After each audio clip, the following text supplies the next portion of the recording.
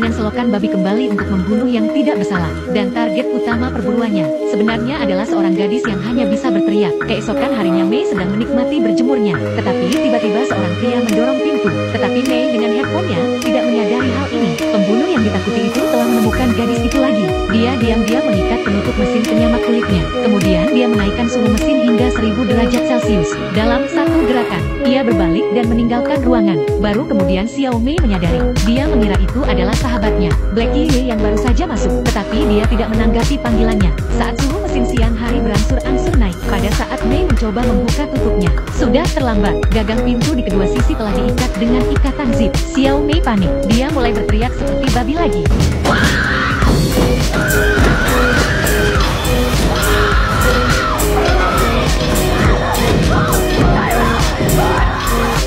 Semua orang bergegas menyelamatkannya. Untungnya, rekannya mampu membuka penutup siang hari tepat pada waktunya. Jika tidak, dalam 1 menit itu, Mei akan menjadi babi panggang. Sekarang semua orang mulai mempercayai apa yang dikatakan Xiao Mei. Ada seorang pembunuh yang mengejarnya. Mereka bergegas ke meja depan hotel dengan marah. Mereka meminta manajer untuk pergi. Tetapi yang mengejutkan mereka, manajer meja depan juga telah mengumpulkan kotak makan siangnya. Di belakangnya, di dinding, ada pesan yang tertulis. Saya masih tahu. Xiao Mei tidak tahan lagi. Ia langsung berlari ke dermaga. Tetapi tidak ada satupun perahu di sana. Ketika ditekan oleh semua orang, Xiao Mei kemudian mengatakan yang sebenarnya kepada semua orang. Apa yang terjadi tahun lalu? Setelah mendengar kebenaran, yang lainnya sangat terkejut. Mereka tahu bahwa mereka tidak bisa hanya duduk di sana dan menunggu kematian. Mereka harus menemukan senjata untuk mempertahankan diri. Saat itu Blackie mendengar sesuatu di dalam freezer. Ketika ia sudah siap, ia membukanya dengan cepat. Tetapi tidak ada yang bisa ditemukan.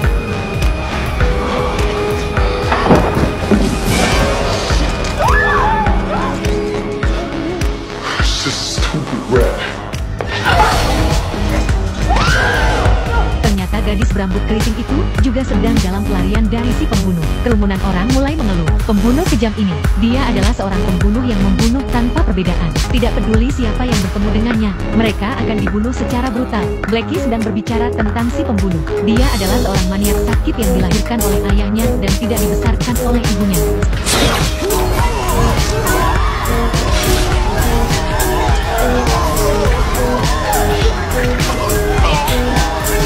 Siapa yang mengira bahwa si pembunuh bersembunyi di belakang Blackie? Beberapa gadis begitu ketakutan, sehingga mereka melarikan diri. Jangan pernah berbicara buruk tentang siapapun di belakang mereka lagi. Dengan panik, mereka melarikan diri ke loteng, untuk sementara lolos dari kejaran si pembunuh. Tapi saat itu, Blackie bernasib sial karena menginjak lantai, dan si pembunuh tiba. Gadis berambut keriting itu datang dan memberinya tangan di akhir krisis. Untungnya, dia mampu menghindari kail babi si pembunuh. Tapi itu seperti nasib buruk seumur hidup bagi Blackie. Dia baru saja lari dari atap karena dia terlalu gemuk. Dia melangkah melalui panoramik sumbu seseorang. Ia jatuh dengan berat ke ruang tanaman di lantai bawah. Untungnya, ia baik-baik saja. Namun sayangnya, pintu rumah tidak mau terbuka. Pada saat itu, Xiao Mei dan gadis berambut keriting juga datang untuk mendengar suara itu. Tetapi pintu sudah terkunci dengan rantai. Saat itu si pembunuh tiba. Blackie berteriak ketakutan.